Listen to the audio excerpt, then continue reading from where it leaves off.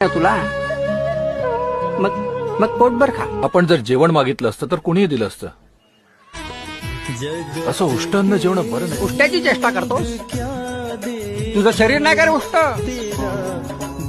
माईच्या पोटात राहून तिनं खाल्लेलं उष्टान्न नाही का खाल्लंस तू? अरे त्या उष्ट्यावरचा ग्लास म्हणून तू हे जग बघितलं.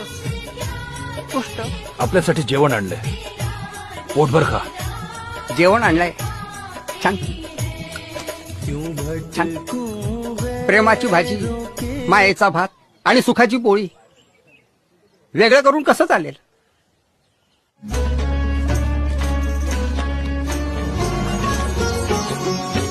शेगावीचा योगी गजानन, शेगावीचा योगी गजानन, शेगावीचा योगी गजानन.